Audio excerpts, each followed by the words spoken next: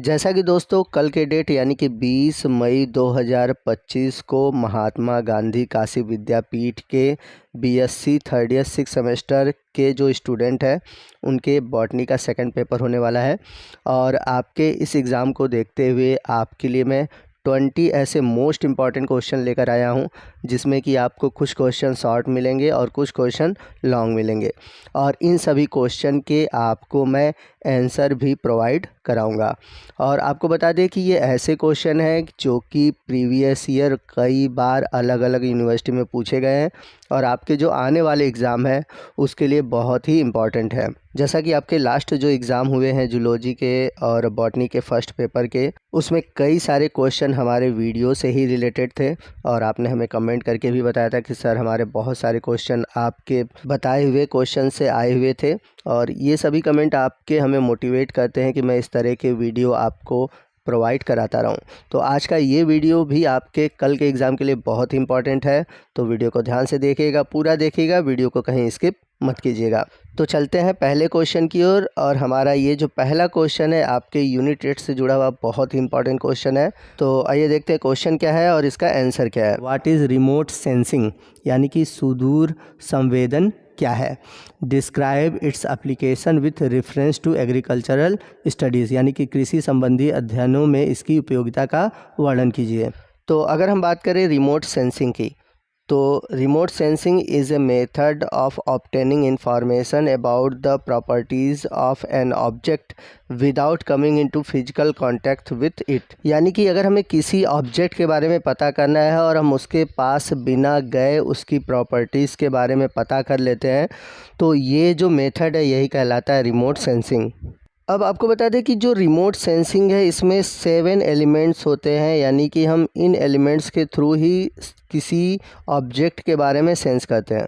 तो आइए देखते हैं वो एलिमेंट्स कौन कौन से हैं। पहला है एनर्जी सोर्स, दूसरा है रेडिएशन एंड एटमॉस्फेयर, तीसरा है इंटरेक्शन विथ टारगेट्स, चौथा है recording of energy by sensor, पांचवा है ट्रांसमिशन एंड रिसेप्शन, छठा है इंटरप्रिटेशन एंड एनालिसिस और लास्ट है एप्लीकेशन। तो ये 7 एलिमेंट है जो कि रिमोट सेंसिंग में मदद करते हैं।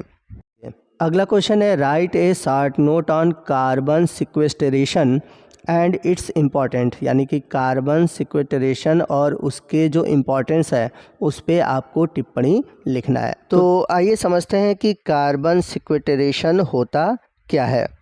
Carbon sequestration can be defined as the capture and secure storage of carbon, यानी कि कार्बन सिक्वेस्ट्रेशन का मतलब होता है कि कार्बन के जो एलिमेंट्स हैं या कार्बन जिस रूप में है उसको कैप्चर किया जाए, उसको पकड़ा जाए और उसको एक स्थान पर स्टोर किया जाए।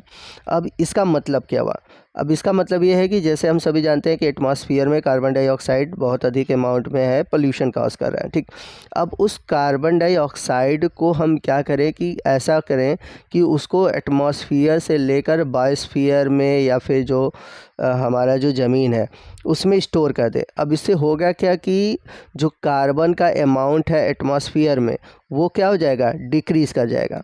तो यही प्रोसेस है कार्बन सिक्वेस्ट्रेशन। तो एक तरह से देखा जाए carbon sequestration can be refers to as the provision of long term storage of carbon. तो ये एक प्रकार का लॉन्ग टर्म है जिसमें कि हम कार्बन को स्टोर करते हैं और कहाँ करते हैं, अंडरग्राउंड में, ओशियन में या फिर टेरेस्ट्रियल बायोस्फीयर में। और इससे होता क्या है कि जो कार्बन का कंसंट्रेशन है वो एटमॉस्फेयर में डिक्रीज़ हो जाता है। चलते हैं अगले इंपॉर्टेंट क्वेश्चन की ओर। अगला क्वेश्चन है what do you mean by green audit, यानी कि हरित लेखा परीक्षण से आप क्या समझते हैं। तो अगर हम बात करें ग्रीन ऑडिट की, तो पहले तो ऑडिट का मतलब क्या होता है। ऑडिट का मतलब ये होता है कि किसी चीज़ का इवेल्युएशन करा, यानी कि परीक्षण करना। तो अब ग्रीन ऑडिट क्या होता है? ग्रीन ऑडिट का मतलब ये है कि कोई भी कंपनी या फिर कोई भी ऐसा ऑर्गेनाइजेशन जो कि इन्वायरमेंट के लिए क्या कर रहा है, यानी कि इन्वायरमेंट के लिए वो कितना ख्याल रख रहा है, या फिर उस कंपनी या फिर उस ऑर्गेनाइजेशन की वजह से कहीं इन्वायरमेंट में पोल्यूशन ना फैल रहा हो या फिर इन्वायरमेंट को कोई हार्म ना पहुंच रहा हो। तो ग्रीन ऑडिट का मतलब होता है किसी ऑर्गेनाइजेशन के इन्वायरमेंट इम्पैक्ट को देखना। तो ओवरऑल देखा जाए तो the goal of a green audit is to identify areas for improvement and promote environmentally responsible practices with the organisation. यानी कि ग्रीन ऑडिट का एक तरह से देखा जाए एम ये होता है कि उस एरिया में किस इम्प्रूवमेंट की ज़रूरत है जिससे कि इन्वायरमेंट को बचाया जा सके, इन्वायरमेंट को सही रखा जा सके। यहाँ पर मैंने आप सभी को ग्रीन ऑडिट और इन्वायरमेंटल ऑडिट इन दोनों में क्या डिफरेंसेस है वो प्रोवाइड कर दे रहा हूँ, क्योंकि इनसे भी क्वेश्चन आपके एग्ज़ाम में आते हैं। अगला क्वेश्चन यूनिट फर्स्ट से है जिसका टाइटल है natural resources and sustainable utilisation. तो इस यूनिट से जुड़ा हुआ हमारा पहला जो इम्पोर्टेंट क्वेश्चन है जो कि एग्ज़ाम में पूछा हुआ है, पहला क्वेश्चन है व्हाट इज़ रामासर वेटलैंड। तो रामासर वेटलैंड क्या होता है आपको इसके बारे में बताना है। तो सबसे पहले आपको बता दें कि इंडिया में जो रामसर साइट है इनकी संख्या है कुल 89। पहले 85 हुआ करती थी, लेकिन फरवरी 2025 में 4 और रामासर साइट ऐड हुए हैं जिनके नाम नीचे दिए गए हैं। अब बात आती है कि रामासर साइट या फिर रामासर वेटलैंड होता क्या है। आपको बता दें कि ईरान की एक सिटी है रामसर, वहीं पर एक समझौता हुआ था जिसको हम बोलते हैं रामसर कन्वेंशन। तो ये जो रामसर समझौता है ये किसके कंजर्वेशन की बात करता है, ये बात करता है वेटलैंड के कंजर्वेशन की। अब यहाँ पर बात आती है कि वेटलैंड क्या होता है। तो आपको बता दें कि ये एक तरह से ट्रांजिशनल लैंड होता है, यानी कि जहाँ पर टेरेस्ट्रियल और एक्वेटिक इकोसिस्टम दोनों ही मिलते हैं, जैसे कि ज़मीन और पानी जहाँ दोनों मिलते हैं वो क्या कहलाते हैं, वेटलैंड कहलाते हैं।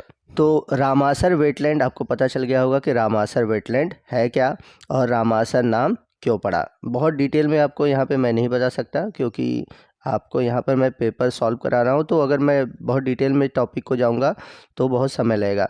तो आपको अगर इसके बारे में डिटेल में जानना है तो आप कमेंट करिएगा, मैं एक अलग से वीडियो इसके बारे में बना दूंगा।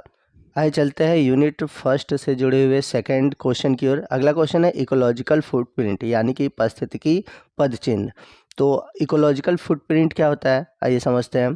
The ecological footprint is a measure of human demand on the earth ecosystem. तो ये जो इकोलॉजिकल फुटप्रिंट है ये एक तरह से पृथ्वी पर जो इकोसिस्टम है उस इकोसिस्टम में मानव का क्या डिमांड है उसका माप करना कहलाता है इकोलॉजिकल फुटप्रिंट। तो सिंपली मैं आपको इस तरह से समझा देता हूँ कि मानव का जो पृथ्वी के इकोलॉजिकल पार्ट है जैसे कि लैंड है, वाटर है, उनकी कितनी नीड है उनके लाइफ में, उनकी जो ज़रूरत है उनकी लाइफ में ज़मीन का, पानी का, यानी कि इकोलॉजी में जो भी चीज़ें हैं वो मानव के लिए कितनी ज़रूरी है, उसका कितना डिमांड है, उसको किस तरह से मापा जा सकता है, उसी को हम बोलते हैं इकोलॉजिकल फुटप्रिंट। चलते हैं सेकंड यूनिट की ओर जो कि है इकोलॉजी एंड इकोसिस्टम। तो इकोलॉजी और इकोसिस्टम से जुड़े हुए क्वेश्चन देखते हैं। पहला क्वेश्चन है जीरो सीयर यानी कि मरुक्रमक। तो अगर हम बात करें जीरो सीयर की तो ये जो टॉपिक है ये आपके प्लांट सक्सेशन से जुड़ा हुआ है और बहुत ही इम्पॉर्टेंट टॉपिक है और ये जो क्वेश्चन है आपके लॉन्ग क्वेश्चन भी देखने को मिलते हैं। तो जीरो सीयर क्या है? Xerosere is a plant succession. जैसा कि मैंने बताया था ये एक प्रकार का पौधों का प्लांट सक्सेशन है। अब सक्सेशन क्या होता है? तो अगर आपने सक्सेशन पढ़ा होगा तो आपको पता होगा कि किस क्रम के द्वारा जब कोई पौधा या कोई स्पीसीज़ अपने आप को कहीं स्थापित करता है तो उस क्रम को हम बोलते हैं सक्सेशन। तो पौधे अपने आप को कैसे किसी इकोलॉजी में स्थापित करते हैं, किस क्रम से स्थापित करते हैं, वो कहलाता है प्लांट सक्सेशन। और अगर प्लांट सक्सेशन के टाइप की बात करें तो ये कई टाइप के होते हैं, हाइड्रोसीयर, जीरो सीयर, ठीक है। अब यहाँ पर हम बात करते हैं जीरो सीयर की। तो जीरो सीयर का मतलब है कि जब पौधा अपने आप को ऐसे जगह स्थापित करता है जहाँ पर पानी की बहुत कमी होती है या फिर पानी नहीं होता, यानी कि पौधे अपने आप को ड्राई सिचुएशन में स्थापित करते हैं, जैसे कि डिज़र्ट हो गया, सैंड डन हो गया, साल्ट डिज़र्ट हो गया, रॉक हो गया, ठीक है ना। तो ऐसे प्लांट सक्सेशन को हम बोलते हैं जीरो सीयर। अगला क्वेश्चन है फूड चेन यानी कि आहार श्रृंखला। तो आहार श्रृंखला होता क्या है? ए food chain is a series of events in which one organism eat another and obtain energy. यानी कि खाद्य श्रृंखला एक प्रकार का ऐसा क्रम है जिसमें कि एक जीव दूसरे जीव को खाता है और एनर्जी प्राप्त करता है। तो यहाँ पर आप देख सकते हैं, जैसे आपने पढ़ा होगा इकोसिस्टम, तो आपको पता होगा कि सबसे पहले इकोसिस्टम में आते हैं प्रोड्यूसर, फिर उनको खाने वाले आते हैं प्राइमरी कंज्यूमर को सेकेंडरी कंज्यूमर को टर्सरी कंज्यूमर। तो ये एक प्रकार का क्या है, फूड चेन है। और फूड चेन के कई टाइप है, 3 टाइप होते हैं, parasitic food chain, grazing food chain, detritus food chain. तो इन सभी फूड चेन के बारे में मैंने डिटेल से वीडियो बनाया हुआ है। इसके अलावा एग्ज़ाम में एक और क्वेश्चन पूछा जाता है कि फूड चेन और फूड वेब में क्या डिफरेंस है। तो इस वीडियो का लिंक जो है, मैंने इस टॉपिक से रिलेटेड जो वीडियो बनाया है, उस वीडियो का लिंक मैंने ऊपर आई बटन में और नीचे डिस्क्रिप्शन बॉक्स में दे रखा है। उस लिंक पर क्लिक करके आप वो वीडियो देख सकते हैं। चलते हैं यूनिट सेकंड से जुड़े हुए एक बहुत ही इंपॉर्टेंट क्वेश्चन की ओर, जो कि लॉन्ग क्वेश्चन में पूछा गया है। क्वेश्चन है, write a short note of Y shaped model of energy flow in an ecosystem. यानी कि किसी पारिस्थितिकी तंत्र में ऊर्जा के प्रवाह के वाई शेप मॉडल पर आपको संक्षिप्त टिप्पणी लिखनी है। तो आपको बता दें कि किसी भी इकोसिस्टम में जो एनर्जी फ्लो होता है उसके लिए 2 मॉडल है। एक है सिंगल चैनल मॉडल और दूसरा है डबल चैनल मॉडल, जिसे हम वाई शेप्ड मॉडल भी कहते हैं। और इस वाई शेप्ड मॉडल में आते हैं ग्रेजिंग और डेट्राइटस फूड चेन। तो ये जो Y shaped energy flow model है, इसके बारे में आप डिटेल से पढ़ लीजिएगा, क्योंकि ये क्वेश्चन लॉन्ग क्वेश्चन में जनरली पूछा जाता है। तो अगर आप इसको डिटेल में पढ़ लेते हैं तो आप आसानी से इसके बारे में लिख सकते हैं। यूनिट सेकेंड से अगला जो इम्पॉर्टेंट क्वेश्चन है वो है, describe structure and function of pond ecosystem. यानी कि तालाब के पारिस्थितिकी तंत्र की संरचना और उसके कार्यों का वर्णन करना है। आपको बता दें कि ये जो यूनिट सेकेंड है, इकोलॉजी एंड इकोसिस्टम, ये बहुत ही इंपॉर्टेंट है और इस यूनिट से कई सारे क्वेश्चन बनते हैं। जैसे यहाँ की अभी आपसे तालाब का इकोसिस्टम पूछा हुआ है, ठीक है। इसके अलावा grassland ecosystem, forest ecosystem, desert ecosystem, ये सभी इकोसिस्टम भी इम्पॉर्टेंट है, आप इनको भी तैयार कर लीजिए। तो अगर हम बात करें पॉन्ड इकोसिस्टम की, तो पॉन्ड इकोसिस्टम एक प्रकार से एक्वाटिक इकोसिस्टम का एक एग्जाम्पल है, जिसमें कि आप देख सकते हैं कि आपको एबायोटिक और बायोटिक दोनों ही कंपोनेंट मिलेंगे, क्योंकि कोई भी इकोसिस्टम 2 कंपोनेंट से मिलकर बना होता है, एबायोटिक और बायोटिक। तो एबायोटिक में नॉन लिविंग्स आते हैं, बायोटिक में आपके प्रोड्यूसर, कंज्यूमर और डीकम्पोजर आते हैं। तो पॉन्ड इकोसिस्टम में जो प्रोड्यूसर होते हैं जनरली एल्गी होते हैं, फाइटोप्लैंक्टन होते हैं, एक्वाटिक प्लांट्स होते हैं। वही कंज्यूमर की बात करें तो प्रोड्यूसर को खाने वाले हर्बीवोरस प्राइमरी कंज्यूमर होते हैं। जैसे कि अगर हम बात करें इंसेक्ट के लार्वा है, ठीक है, ये क्या करते हैं, एल्गी को खाते हैं। अब इन इंसेक्ट के लार्वा को खाने वाले सेकेंडरी कंज्यूमर होते हैं, ये होते हैं छोटी मछलियाँ। अब इन सेकेंडरी कंज्यूमर को खाने वाले टर्सरी कंज्यूमर होते हैं, यानी कि छोटी मछलियों को खाने वाली बड़ी मछलियाँ। और लास्ट में जितने भी आपके बायोटिक कंपोनेंट हैं वो कभी ना कभी मरते हैं, तो उनको सड़ाने गलाने का काम कौन करता है, डीकम्पोजर। तो आप सभी ने डिटेल से इस टॉपिक को ज़रूर पढ़ा होगा, यहाँ पर मैं सिंपली आपको समझा दिया हूँ ताकि आप एग्ज़ाम में लिख सकें। आइए चलते हैं अगले क्वेश्चन की ओर, जो कि यूनिट सेकंड से जुड़ा हुआ है। क्वेश्चन है इको टाइप, बहुत इंपॉर्टेंट क्वेश्चन है। और आपको बता दें कि एग्ज़ाम में इको टाइप और इकोटोन, इनसे अंतर भी पूछा जाता है, तो आप ये भी क्वेश्चन तैयार रखिएगा।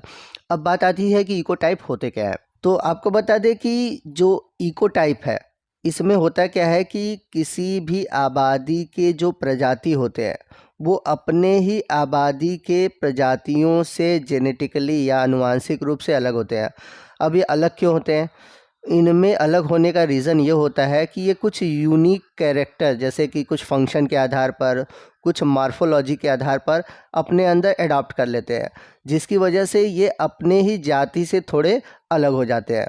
चलते हैं अगले क्वेश्चन की ओर। अगला क्वेश्चन है पिरामिड ऑफ एनर्जी, यानी कि ऊर्जा का पिरामिड। तो ऊर्जा का पिरामिड, अगर आपने इकोलॉजिकल पिरामिड पढ़ा होगा तो आपको ज़रूर पता होगा कि ऊर्जा का पिरामिड क्या होता है। यहाँ पर सिंपली मैं आपको बता देता हूँ कि ऊर्जा का पिरामिड क्या होता है।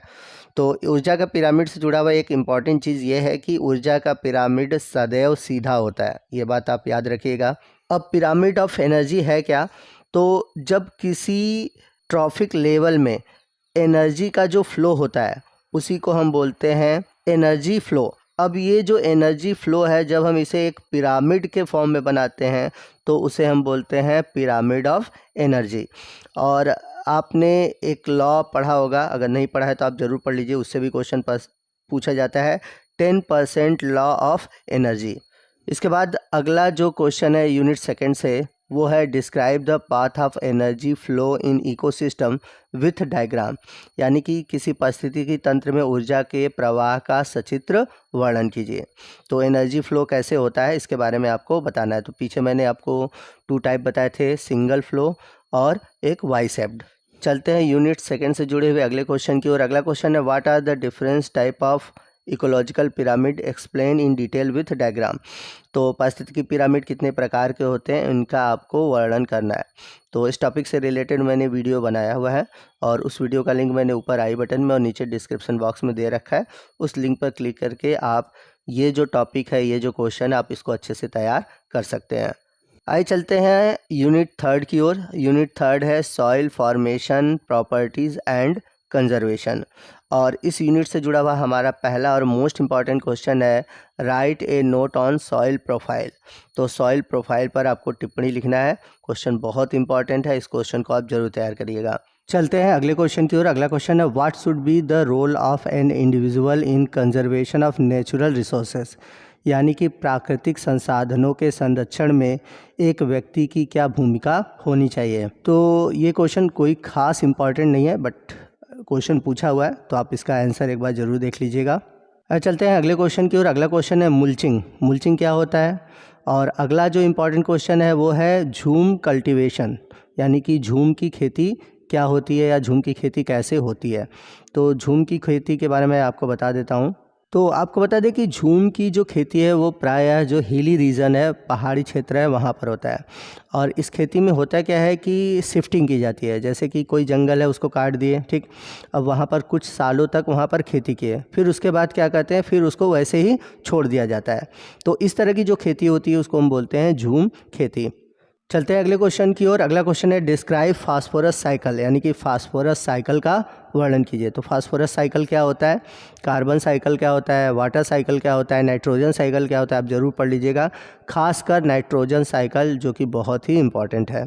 आइए चलते हैं यूनिट 4 की ओर। यूनिट 4 है बायोडाइवर्सिटी एंड इट्स कंजर्वेशन। तो इस टॉपिक से भी रिलेटेड कई क्वेश्चन आते हैं, जैसे कि पहला जो क्वेश्चन है what is the difference between community and population in ecosystem, यानी कि पारिस्थितिकी तंत्र में समुदाय व आबादी के बीच क्या अंतर है। अगला क्वेश्चन है what is the difference between national park and wild life sanctuaries, यानी कि राष्ट्रीय उद्यान व वन्य जीवन अभ्यारण्य के बीच क्या अंतर है। चलते हैं अगले क्वेश्चन की ओर। अगला क्वेश्चन है distinguish between habitat and ecological नीच ऑफ एंड ऑर्गेनिज्म, यानी कि किसी जीव के आवास और पारिस्थितिकी निकेत में अंतर कीजिए। यहाँ पर मैं आपको बताना चाहूँगा कि इकोलॉजिकल नीच जो है, ठीक है, इस टॉपिक से रिलेटेड बहुत क्वेश्चन पूछा जाता है, तो आप स्पेशली इकोलॉजिकल नीच ज़रूर पढ़ लीजिएगा। यूनिट 4 से रिलेटेड अगला जो इम्पोर्टेंट क्वेश्चन है describe major and minor forest product, यानी कि मुख्य एवं अन्य लघु वन्य उत्पादकों का वर्णन कीजिए। अगला इम्पॉर्टेंट क्वेश्चन है right an essay on conservation of biodiversity, यानी कि जैव विविधता संरक्षण पर निबंध लिखिए। चलते हैं यूनिट 5 की ओर। यूनिट 5 है फाइटोजियोग्राफी। तो फाइटोजियोग्राफी में आपको इंडिया के जो अलग अलग वेजिटेशन है उसके बारे में बताना है और उसी से रिलेटेड क्वेश्चन होते हैं। तो जैसे यहाँ पर पहला क्वेश्चन है right an account of vegetation types of India, यानी कि भारत में जो वनस्पतियों के प्रकार हैं उनके बारे में आपको वर्णन करना है। ये क्वेश्चन इंपॉर्टेंट है क्योंकि इस यूनिट से रिलेटेड यही टॉपिक इंपॉर्टेंट है और इससे कई सारे क्वेश्चन भी बनते हैं। चलते हैं अगले क्वेश्चन की ओर। अगला क्वेश्चन है describe in brief major forest type in India, यानी कि भारत में पाए जाने वाले विभिन्न प्रकार के वनों का संक्षिप्त वर्णन कीजिए।